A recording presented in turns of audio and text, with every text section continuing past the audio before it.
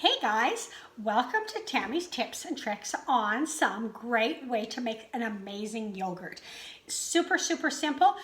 The crock pot does all the work, okay? I've already done this, but I'm just gonna walk you through it. You take your jug, your 4-liter jug of any kind of milk. So whether it's skim milk, 1%, 2%, Homo, whatever you want. I have used a 1% milk here. And then what you're gonna do is you're gonna dump the whole jug in, okay? You put your crock pot on high, and I just had this handy dandy little thermometer. Here is the little thing that plugs into it. And yeah, you put it on high until it hits 185 degrees Fahrenheit. It probably takes about 3-4 hours to get that way, I guess, depending on your crock pot or whatever. You can do it on the stove. I've done it on the stove, but you have to be very careful not to scorch your milk, okay? So I find the crock pot super easy on a day off. You just throw it in there. You can continue to do whatever else you have to do. Now, at the same time that you put your 4-liter jug of milk in here, you're gonna take out 1 cup of a probiotic plain yogurt. Okay, it has to be probiotic because those active cultures is what's going to make your yogurt. Now you have to buy that yogurt one time only, because after that, like me, I always make sure I have 1 cup left from this batch to start my next batch. So it's super easy. So you're going to get it up to 185 degrees Fahrenheit. Then you're going to shut it off. Simple as that.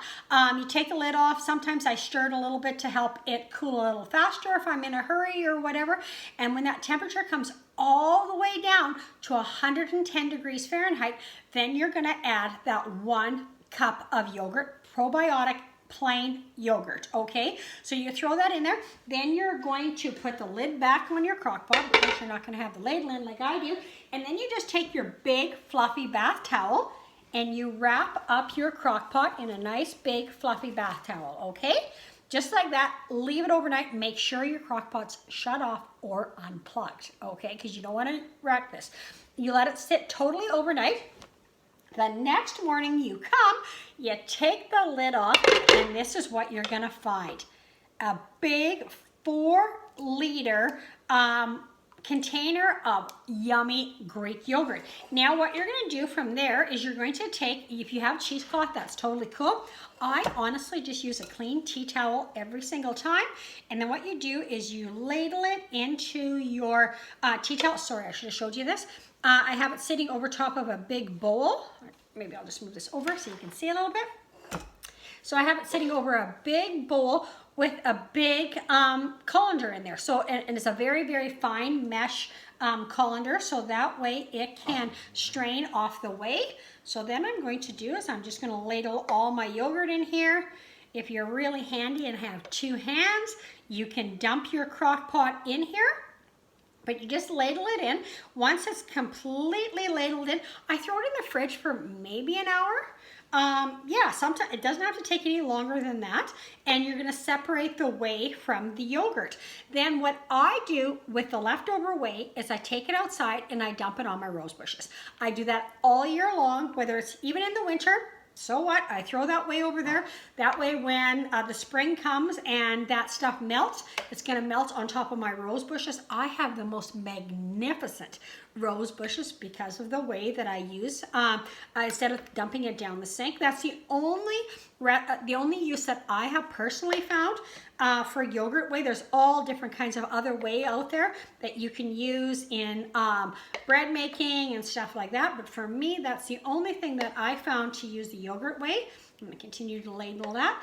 The other thing is, if you leave it in the fridge too long and you drain out too much of the whey and it becomes too thick, then all you have to do is add a little bit of whey back right into that and before you discard it, and mix it up. I leave this in my fridge in a sealed tight Rubbermaid container for it lasts easily up to 2.5 weeks for me for sure.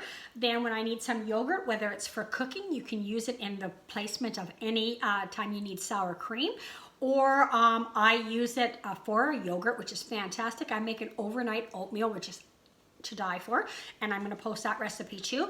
Or if you just want a normal yogurt, you can throw some berries in there, you can throw some stevia, you can make a really good Greeky swirl with some cocoa, some stevia, a little bit of peanut flour, mix that all up. Amazing. Another really good recipe is an orange fluff. I'm going to show you that, and you can use this too, and you've got all that great protein from this yogurt. So yeah, super easy. Now I don't know how much your 4-liter milk costs. Mine was like around $5, and I easily, if I was going to buy this in a Greek yogurt, I would easily be paying $20 for this. So yeah, it's a great money saver as well. Plus, you know what's in there, right? Okay, that's a great tip for you guys. Let me know if you try this. Have a great day. Bye-bye.